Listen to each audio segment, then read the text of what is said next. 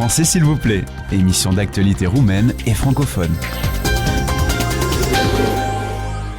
Bonsoir à tous, je suis ravi de vous retrouver en compagnie de Richard Edwards, l'un des Français les plus roumanophiles de ce pays, qui vient de sortir un livre sur les 80 ans d'histoire de l'Institut français en Roumanie, Bucarest 77 boulevard Dacia quand même, on ne va pas aller jusque-là, une histoire franco-roumaine aux éditions Non-Lieu. Ce sont des éditions parisiennes, Richard Edwards. Je vais vous poser une question bateau. Comment est venue l'idée du livre ? Est-ce quelqu'un d'autre ? Non, c'est pas moi.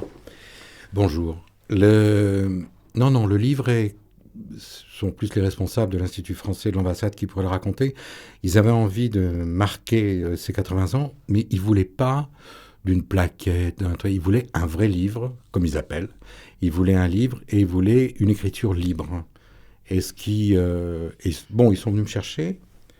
Ils sont venus me chercher en me disant, une de mes activités, c'est tout ce qui concerne l'architecture, le patrimoine, et que j'ai une vie aussi d'éditeur, et que je sillonne la Roumanie depuis quelques années, que j'ai des chroniques à la radio. Ils ont dit, voilà, on aimerait quelque chose comme ça. Et je leur ai juste demandé, parce que je n'étais pas favorable à ce qu'on appelle un livre de commande, et je leur ai dit, est-ce que je suis vraiment libre d'écrire ce que je veux ? Et il n'y aura pas la liste des directeurs, les missions. Il m'a dit non, il y aura, et il n'y aura pas. Et il n'y a pas eu. Et j'étais très libre d'écrire ce que je voulais. Et au départ, c'est 70 ans. Moi, très vite, je me suis dit, 1936, mais qu'est-ce qui s'est passé avant ? Parce que l'Institut, il existe avant. Donc je suis remonté.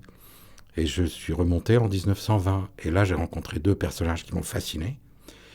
Un Français, Faucillon, et un Roumain, Oprescu, George Oprescu, Henri Faucillon. Et c'est eux qui sont à la source, une amitié qui a duré toute leur vie. Et de là, je me suis dit, mais on est au-delà de cette question de l'opportunité, de la stratégie, de l'amitié, etc.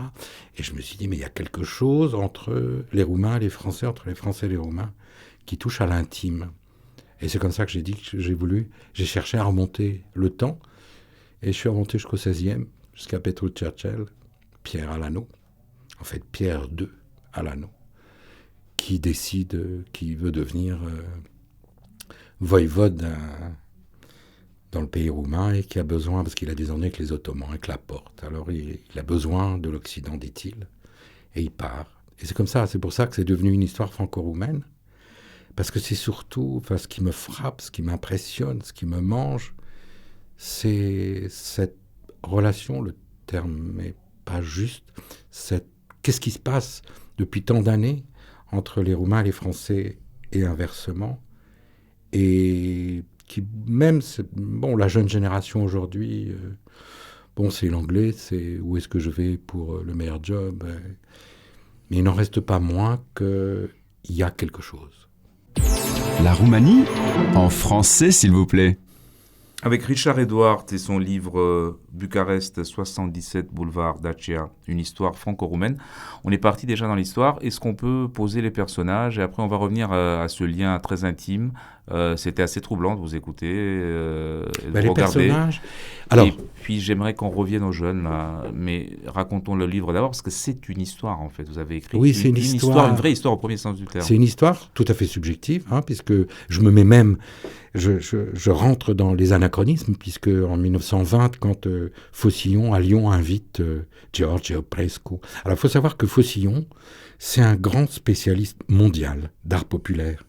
Oprescu, c'est un grand spécialiste mondial d'art populaire. Et ils se sont rencontrés en Roumanie, pourquoi faire Non, en France. En France. Eh bien, Faucillon contacte Oprescu, lui dit, mais on se connaît, il faut qu'on se rencontre. Et Oprescu dit, ok, je viens. Et il va se faire accompagner, parce que il demande à un type, un Français, qui s'appelle Emmanuel de Martonne, qui est prof de français à Cluj, qui est un fou de Roumanie, qui a fait 2 thèses de doctorat sur la Roumanie, sur la Valachie, l'autre sur les Carpates, en 1907, il y a un moment déjà. Et il lui dit, tu viens avec moi. Et les voilà partis à Lyon, où Faucillon est directeur du musée des Beaux-Arts de Lyon. Et moi, je rentre, je me mets d'ailleurs, à cette époque-là, je me mets dans... C'est un ancien cloître, c'est un ancien Vous monastère. mettez dans leur pas, carrément. Et je rentre, et là, je découvre que ces deux-là se disent qu'il faut qu'on fasse quelque chose qui nous relie, nous, les Roumains et les Français, mais on ne veut pas d'une mission universitaire, on ne veut pas d'une école d'Athènes, on veut pas d'histoire comme ça, on veut quelque chose qui touche à l'âme. Et alors, ils se mettent en route.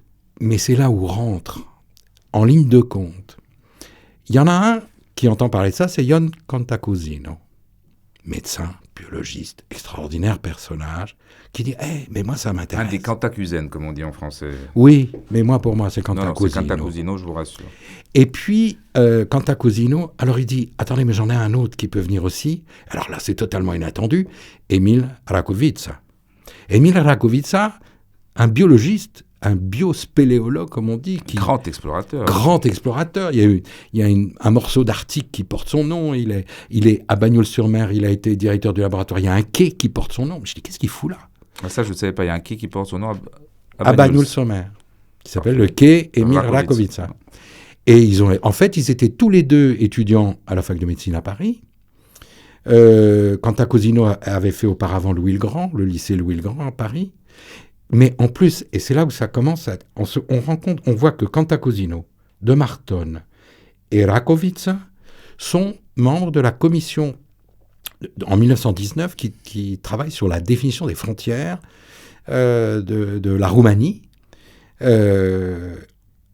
J'oublie le nom maintenant, la commission de Versailles, ça s'appelle... Non, on va arriver à Trianon, et donc c'est pas bon, ça. Et ils sont là, et c'est De Martone qui plaide, qui démontre que Timișoara, Oradea, Satu Mare sont en Roumanie et pas en Hongrie. Alors, on retrouve Trianon, ces gens... on y est tout droit, on va pas y aller tout droit. C'est pas le sujet, c'est très sensible ici. Bon, les Français vont rigoler doucement, mais vous savez très bien que c'est touchy, comme on dit en français d'aujourd'hui. Il y en a un autre, un Français d'origine péruvienne, Mario Roch, aussi un drôle de type, prof de roumain. Péruvien, prof de roumain. D'origine péruvienne, il s'appelle Mario Roch, il est prof à Paris. On part toujours des années 30, là. On parle des années 20. 20. Et lui-même est prof depuis 1900, prof de roumain, mais il est tellement fou de roumain qu'il sort un livre que je n'ai pas lu parce que je suis incapable de le lire, où simplement c'est qu'est-ce qu'on fait avec Da Shidak. Chis. C'est un livre hyper spécialisé. Il sera le rédacteur en chef d'une revue qui s'appelle Romagna, mais qui est spécialisée sur les langues médiévales. Et il entend et il dit, mais moi aussi, je peux aider à quelque chose. Et arrive encore un autre, et pas n'importe qui a créé à Fontenay-aux-Roses un lieu pour les doctorants, Nicolas Iorga. Et qui arrive aussi dans... Et alors, mais ça reste quand même, pardonnez-moi le terme, une bande de copains passablement allumés. Hein, mais plus qu'allumés, parce qu'il faut arriver... Ils ont autour d'eux... Enfin, je veux dire, l'Union des Français qui sont en Roumanie, disent qu'est-ce qu'ils viennent nous emmerder, ceux-là. Il y a des missions officielles roumaines qui disent, mais non, nous on s'occupe. Eux, ils n'ont pas de bureau. Cantacuzino leur dit, venez chez moi. Et il s'installe dans son labo. Et puis après, mais il y a aussi un type, je ne veux pas l'oublier parce que c'est assez rare, il y a un fonctionnaire. Alors attendez, justement, je vous coupe, je vous coupe à dessein parce que je sais ce que vous allez dire. J'ai noté la page parce que j'ai adoré cette phrase, je vous cite. « Il manque celui qui peut donner la légitimité au projet à un diplomate. Il représente le ministère des Affaires étrangères français qui, dites-vous, doit être de la partie. » Pourquoi donc ? Parce que, et ça c'est assez étrange, parce que d'habitude on voit comment fonctionnent tous ces services. Mais il y a un type qui s'appelle Jean Marx. Ouais. Le nom déjà est problématique. Voilà. Vu ce qui et quand on sait qu'il est juif, qu'il va être viré en 1940, il a le temps de bosser. Aucun lien avec Karl ? Non. Et ce Jean Marx, en fait, il est là. Alors, si on est dans... Moi, j'aime ces histoires-là. Ah, mais la petite histoire est passionnante, allez-y. Alors, lui, il est chartiste, c'est-à-dire... Chartiste, il a fait l'école des chartes, c'est-à-dire pour être archiviste. Très bien. Mais son rêve, c'est de faire la guerre, la Première Guerre mondiale, et donc il veut se faire embaucher comme militaire. Sauf qu'il est myope, mais il a des culs de bouteille. On lui dit Affaires étrangères, et on le met comme collaborateur de Jean Giraudoux. C'est pas n'importe qui non plus. Et il s'occupe d'un truc qui portait des lunettes également. Ouais. Bon, et qui s'appelle le SFOE, le Service français des œuvres de l'étranger. C'est l'ancêtre des instituts culturels, centres culturels, machin, truc. Et ce type, et je parle plus de ce type que de son patron Giraudoux, parce que d'abord, il va le remplacer très rapidement, et il va s'impliquer, mais comme un diplomate. C'est-à-dire qu'il va passer son temps à faire de la couture entre les uns et les autres. Puis il y a un premier directeur qui va être nommé, qui est un type assez orgueilleux, et qui facilite pas les choses. Et lui, il est là, pendant des années, jusqu'à ce que le gouvernement de Vichy le vire, mais il reviendra plus tard. Mais il est à l'origine... Le vire parce que juif ? Parce que juif, bien sûr. Et bien sûr. Et donc, et alors, c'est cette bande-là qui va se mettre en route. Mais moi, alors, on va dire, oui, ce sont des intellos, oui, ce sont des... Mais ils sont comme des gamins, parce que quand on lit, quand on cherche, ils ont un enthousiasme, une passion assez extraordinaire. Et Faucillon vient pour la première fois en Roumanie l'année d'après avoir rencontré Oprescu, et donc il vient en bateau, parce qu'on ne vient pas en avion à ce moment-là, et il dit, en avion qui arrivera, Air France est né de la compagnie franco-roumaine, on l'oublie ça. Ça a été... La Air France... Voir ou l'ignorer totalement, vous me l'apprenez là. Je l'ai écrit dans le livre, j'explique. Oui, mais je n'ai pas lu tout le livre, justement, non. Là je vais le préciser. Eh bien, Air France est né par... Au début, il y a un ministre, j'oublie le nom, il est dans le livre, un ministre roumain et un ministre français qui décident de créer une compagnie commune qui s'appelle la Compagnie franco-roumaine de navigation. Et c'est de cela que va naître Air France. Ouais. Et ça, on ne le sait pas. Et moi, je ne le savais pas non plus. Hein. Je veux dire, là, je fais le film. Et les gens d'Air France le savent maintenant ? J'en sais rien, mais j'attends de savoir ce qu'il en est de rencontrer les gens d'Air France ici pour leur demander. Parce qu'à mon avis, ils ne savent pas. Bucarest, en français s'il vous plaît. C'est une conversation à bâton rompu avec Richard Edwards pour son livre Bucarest 77 boulevard Dacia. Alors on saute du coq à l'âne parce que j'ai pas eu le temps de lire en détail votre livre, j'ai parcouru assidûment mais j'ai pas tout lu, parce que ça nous ressemble ce genre de conversation et parce que je pense qu'on va atteindre des thèmes qui intéressent nos auditeurs parce qu'ils peuvent se repérer, ils peuvent identifier les lieux et les périodes. Et je veux qu'on en vienne à l'endroit où est né l'Institut physique, parce que c'était des vignes et des jardins. Et c'était un certain monsieur Ioannid qui a fait son jardin, sa propriété, un parc, un institut, que tous les Français de Bucarest et de Roumanie connaissent aujourd'hui. Absolument. C'est quoi l'histoire de monsieur Ioannid ? Ioannid, Giorgio Ioannid. Un drôle de type. C'est un libraire et un éditeur.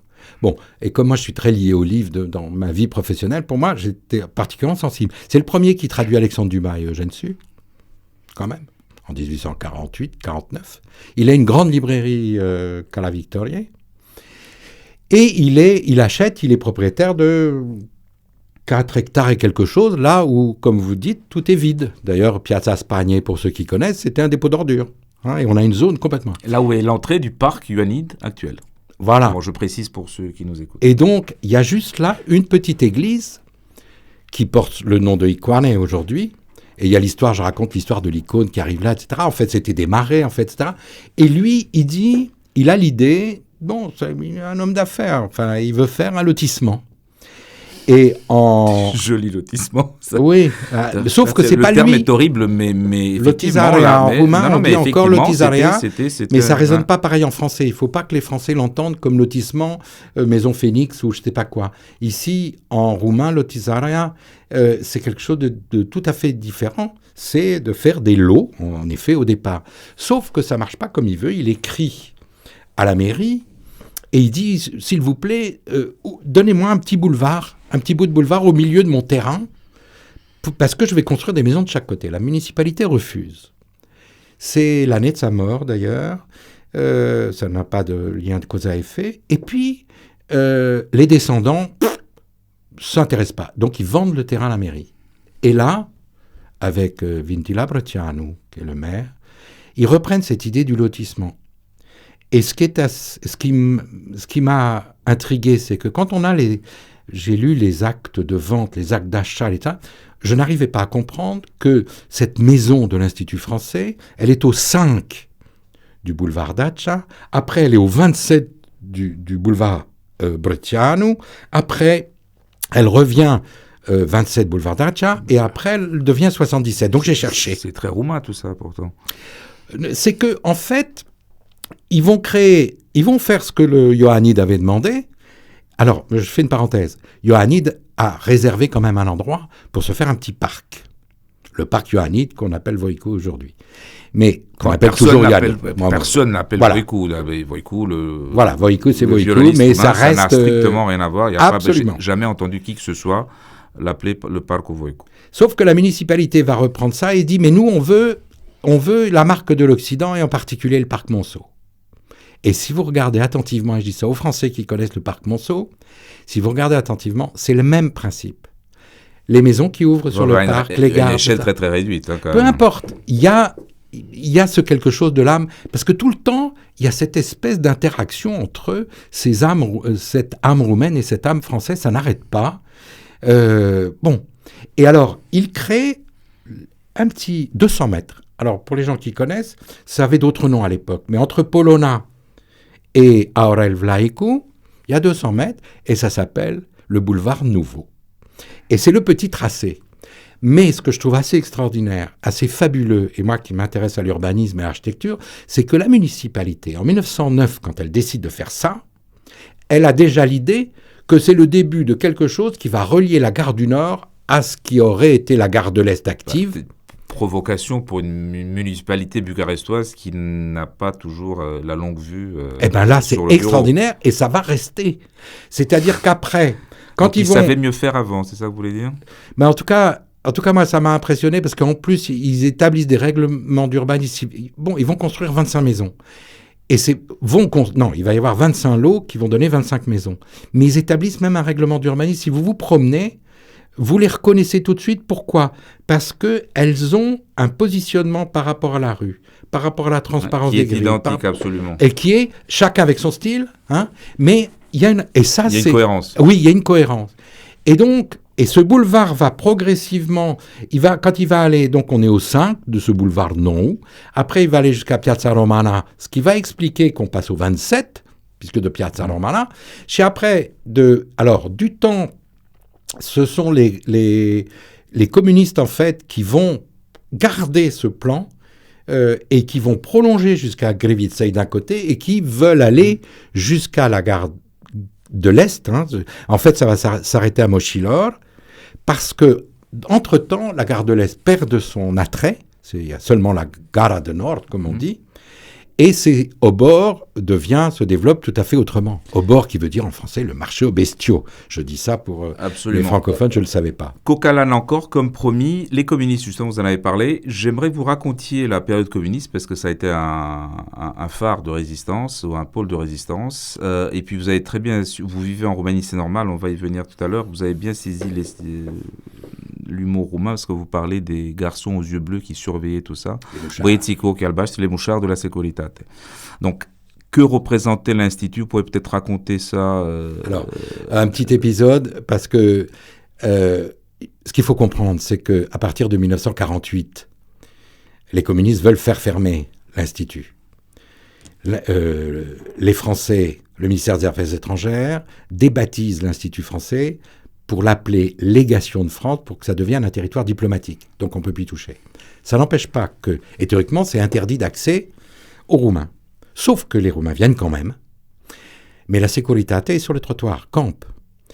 Alors, une anecdote, mais qui m'a tellement bouleversé. J'ai rencontré une femme, parce que j'entendais qu'il y en a qui étaient ramassés, torturés, mis en prison. J'ai dit, il faut vérifier ça. Et j'ai eu la chance, en cherchant, j'ai rencontré une femme qui s'appelle Michaela Kitsescu. J'ose plus dire son âge, parce qu'elle est déjà d'un certain âge. À l'époque, elle est jeune étudiante, et elle vient quand même à l'Institut avec ses copines, pour les livres. Et il se trouve qu'elle a gardé une correspondance avec un Français qui a été expulsé, Marcel Fontaine, entre parenthèses, qui était avec Berthelot pour la mission en 1900, quand Berthelot est venu pour sa mission militaire. La toute première. La toute première, et Fontaine qui sera le dernier attaché culturel, qui sera professeur au lycée et qui va être expulsé. Mais les élèves gardent un contact avec lui, ce que la Securitate n'apprécie pas, d'autant que les élèves passent par la valise diplomatique pour échapper, mais la Securitate. Et un jour, en mars 1950, elles sortent, les filles. Elles sont embarquées par la Securitate.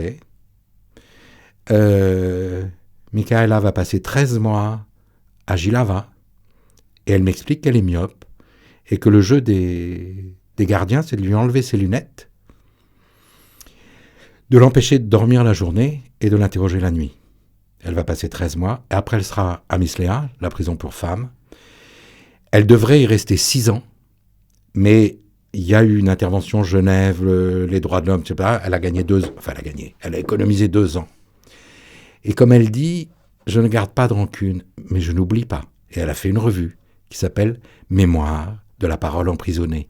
Tout ça parce qu'elle fréquentait l'Institut. Tout ça parce que elle ferait simplement. Et c'est quand on voit cette femme après, elle n'a pas trouvé de boulot. Après, elle a été en surveillance permanente, etc. Et puis une autre anecdote, c'est un groupe aussi se fait embarquer. Il y a des Français dedans. Ils se font tabasser tous. Et la Securitate se rend compte que il y a des Français, donc ils les tabassent, mais ils les laissent sortir. Et les autres, ils partent au canal. Oui, c'était un lieu de déportation, c'était le canal Danube-Mer Noire où beaucoup de détenus politiques ont perdu la vie dans les années 50 notamment.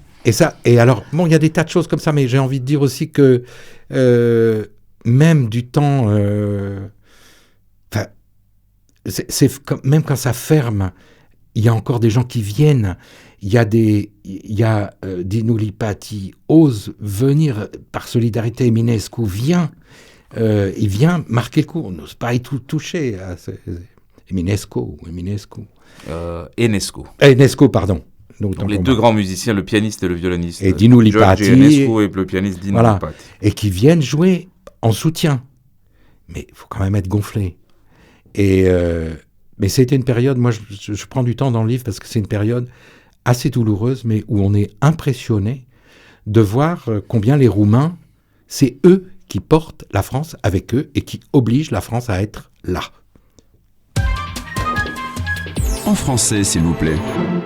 Avec Richard Edwards, c'est un livre sur l'Institut français. La France est là, et bien là. Le moteur de cet institut, dites-vous, bibliothèque et cinéma. Je résume, mais je ne suis pas très loin de la vérité. Le livre tout le temps. C'est d'ailleurs pour ça que les responsables ont voulu un livre, parce que le livre traverse les 80 plus les années d'avant, depuis 1920, donc presque 100 ans maintenant, le livre. Le cinéma, ça viendra un peu plus tard. Alors une petite anecdote, mais je ne vais pas tout dire parce qu'il faut lire le livre. Quand on rentre dans ce bâtiment... On trouve à l'Institut, il y a un escalier. La bibliothèque et à la librairie de l'Institut. Et il y a un escalier, le grand escalier d'honneur. Qui est magnifique. Alors, vous prenez l'escalier, vous comptez 7 marches. À la 7e marche, il y a quelque chose de bizarre. Il y a quelque chose d'ouvert, enfin la marche est fermée, mais on voit qu'il y a quelque chose qui peut s'ouvrir. Vous continuez, et à la 12e, il y a la même chose, un peu plus large. Pourquoi ? C'est quelque chose d'assez incroyable. Et ça s'appelle, c'est d'ailleurs le titre d'un chapitre, « Et si la 7e marche du grand escalier n'avait pas existé ?» C'est un rapport avec le cinéma, je ne le dis pas. Et plus tard, il y aura cette construction de la salle Elvire Popescu, grande actrice française d'origine roumaine. Alors, ce qui est assez amusant, les jeunes, ce qui est très amusant, c'est une comédienne. C'est une comédienne. Oui, mais comme disait un auteur, elle est comme une coupe de champagne avec des bulles, mais avec des pleurs. Ah, mais elle était extraordinaire. Moi, c'est un souvenir personnel que j'évoque là. Moi, je l'avais découverte à Paris, jeune homme, mais j'étais persuadé qu'elle avait un accent français très, très, très, très fort, parce que c'est ce qu'on entendait dans les films, et elle parlait un français parfait, sans le moindre accent, oui. dans la vie de tous les jours. Et ce qui est drôle, c'est que le ministère des Affaires étrangères, ça s'appelle Elvire Popescu, mais le ministère des Affaires étrangères voulait qu'il n'y ait pas de spectacle. C'est drôle de donner le nom d'une artiste. Enfin, ouais, et puis après, et c'est devenu aujourd'hui, parce qu'après il y a eu cet architecte Attila Hakim qui a refait de façon très contemporaine, et je trouve très intéressant ce rapport d'architecture contemporaine avec un patrimoine, parce qu'il y a de l'acier Corten là dans cette nouvelle, mais c'est une salle là, avec superbe acoustique et tout, et c'est aujourd'hui c'est là, avec celle de Londres, sont les 2 salles de cinéma les plus importantes de tous les instituts culturels français du monde. Par la taille, par le nombre... Par la fréquentation, par la diversité, par l'attrait que ça représente. En plus, elle est classée art et essai, elle est dans la chaîne, non, je ne sais pas comment ça s'appelle, elle est dans le circuit. Quand vous allez au cinéma, vous voyez des noms qui apparaissent sur l'écran, et donc Bucarest est dedans, parce qu'il y a cette salle-là. Sur la carte. Voilà. Non, c'est quelque chose de majeur. On le voit d'ailleurs, l'hommage que rendent les Porumboiu, Minju, etc., qui viennent, même si, et parce qu'ils gagnent à Cannes, ils viennent rendre une visite à l'Institut sans aucun problème. Ils savent. Question sur l'avenir, sur les jeunes, sur ce lien avec la France qui s'étiole un peu, hein, peut-être. Ils s'en foutent. On est plutôt nombreux à le dire. Et comment faire pour garder ce pôle d'ancrage, encore une fois, ce symbole qu'est l'Institut français, après tout. Alors, mais ils s'en foutent. Ils raisonnent pas. Moi, si je discute avec ces jeunes, ils s'en foutent. Ils disent, oui, aller à Paris, on a envie d'aller visiter Paris. Ils veulent visiter Paris parce qu'ils veulent, comme les Français qui viennent ici, viennent avec un paquet de clichés, ils sont prêts à partir là-bas avec un paquet de clichés. Il faut donc qu'ils absorbent ces clichés-là. Maintenant, moi, j'en ai rencontré qui suivent dans leur école d'ingénieur, d'économie, etc., les cours en anglais, mais qui s'offrent quand même des cours en français, qui ont envie parce que... Et je pense que Erasmus, ce programme européen, a une certaine influence parce que, comme les étudiants circulent d'un pays à l'autre dans notre Union européenne, ça donne envie. Mais après, c'est, j'allais dire, seulement une élite. Moi, je parle, dans la rue... moi, je parle roumain, je parle pas bien, mais je parle.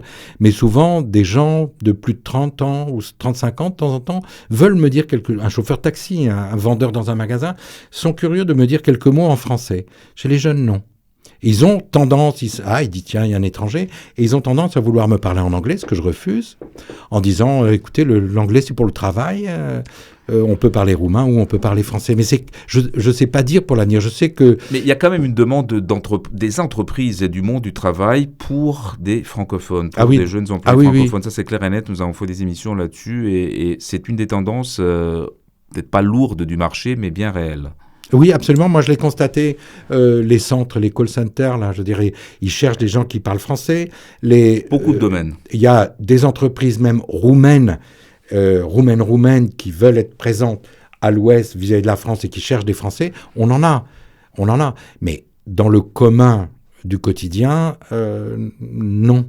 Alors, maintenant, vous me dites, pour l'avenir, moi, je suis, qu'est-ce que je suis? Un citoyen, c'est tout ce que je suis. Je ne sais pas dire, c'est pas moi qui ai les codes et qui est... Je sais pas. Non, mais vous êtes vous pouvez peut-être nous en dire deux mots aussi, avec un nom anglais, ancré en Roumanie, vous avez une épouse roumaine.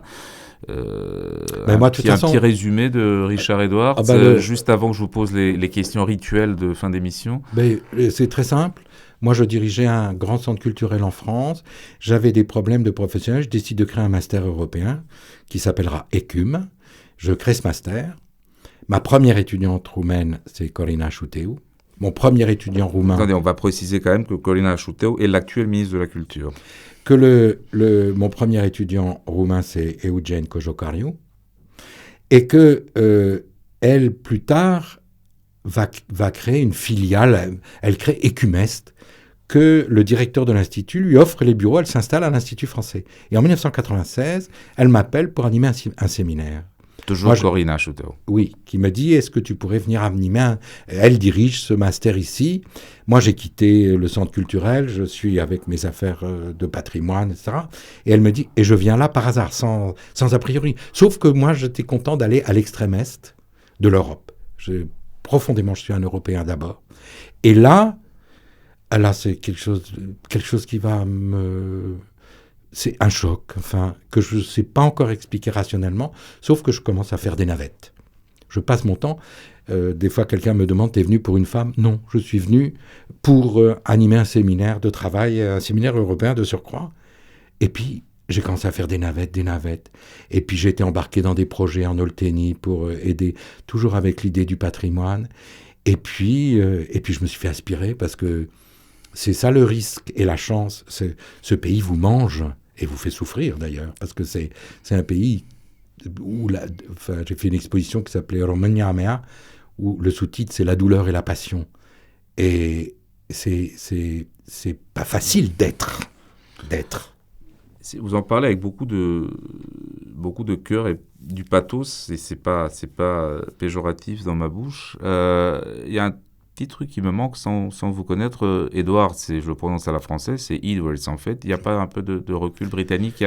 D'où vient le nom d'ailleurs? Est-ce que vous avez Mon grand-père. Voilà. Mon grand-père, mais sauf Mais que moi, je ne l'ai jamais connu. British. Et il vivait à Istanbul. Donc, et ma grand-mère, par contre, est grecque, mais je ne l'ai jamais. Non, et je l'ai jamais connu. J'en Peut-être c'est ma partie balkanique. Voilà, j'en connais beaucoup d'autres dans le cas. Donc vous n'avez rien d'anglais finalement, de britannique? Non, j'ai appris, parce que moi je suis d'une génération où surtout les parents parlent entre eux anglais pour pas que les enfants comprennent, alors qu'aujourd'hui on a tendance à faire parler ses enfants dans la langue. Mais donc j'ai appris l'anglais à l'école, donc je le parle comme un français, c'est-à-dire très mal. Vous vivez en Roumanie et vous allez y rester? Ou vous faites toujours des navettes? Non, je fais très peu de navettes, je reste de plus en plus ici, mais vous savez... Est-ce que je vais y rester? Est-ce que je ne vais pas y rester? Moi, demain c'est tout. Je vais citer Épicure pour me cacher comme ça. Profitez avec le maximum d'intensité de l'instant qui vous plaît, virgule, et de celui qui suit. Me demander demain, c'est déjà trop loin pour moi. Moi, j'appartiens au chemin, j'appartiens pas à la destination. Je vous poserai les 4 questions de fin d'émission pour mieux vous connaître sur la Roumanie. Alors, la première est toute simple. La photo, l'instantané actuel du pays, c'est quoi? Vous fermez les yeux, vous dites Roumanie, qu'est-ce que vous voyez? C'est impressionnant de talent, d'intelligence. C'est énervant, horripilant de corruption et de bordel de fonctionnement institutionnel. Voilà, en bref. Quel est votre regret roumain? C'est-à-dire? Je sais pas, un truc que vous regrettez en Roumanie, un truc qui vous fend le cœur, un truc qui vous serre le cœur. Que j'ai du mal à m'habituer sur le fait que, comme le dit le poète, l'éternité est née au village. On sait toujours quand les choses commencent, on ne sait jamais quand elles finissent. Et j'ai été pris au piège de plusieurs choses qu'on m'a fait faire. Oui, mais ça n'a rien de roumain, ça c'est éternel. Ça peut être la même chose au Botswana. En tout cas, ici, ou en Égypte. C'est... Et puis... Bon, les gens, ils ne savent pas dire merci, ils ne savent pas s'excuser, et ils ont le culte d'une paranoïa totalement inutile, et que je ne supporte pas ces Roumains qui me disent « T'as du temps à perdre, qu'est-ce que tu fais là ?» Ou les Français, pareil, qui disent « Mais t'es en exil, pourquoi t'es parti ?» Je trouve que c'est intolérable d'un côté comme de l'autre, mais au fond, c'est la résultante du discours que les uns et les autres trimballent quand même. Quel est votre espoir roumain?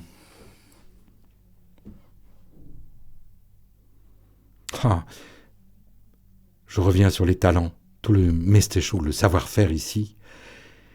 J'aimerais tellement qu'on le connaisse mieux, qu'on le respecte mieux, qu'on y soit très attentif.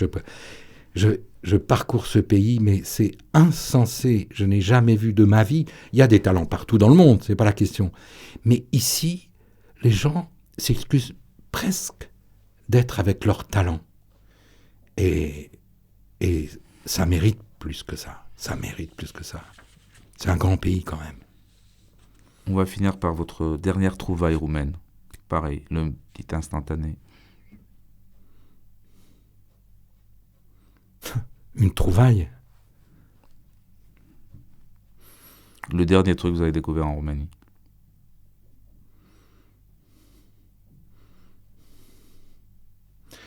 Une racine, Sfinduc, du côté de Târgu Neamț, que des moines utilisent, qui est une racine très rare, qu'on trouve à 1000 mètres d'altitude, juste localisée, et que les moines mettent dans la palinka, et qui donne un goût de terre absolument insensé. Et bon, je le donne comme tel. J'ai eu toute une histoire avec ça. Non, mais je vous poserai la question pour savoir où trouve-t-on cette palinka, mais ça sera hors antenne. Merci, c'était Richard Edwards. Merci à vous de nous avoir suivis. Rendez-vous vendredi prochain, 19h15, en français, s'il vous plaît, ici, et seulement ici, à RFI. Très bonne soirée. En français, s'il vous plaît, émission d'actualité roumaine et francophone.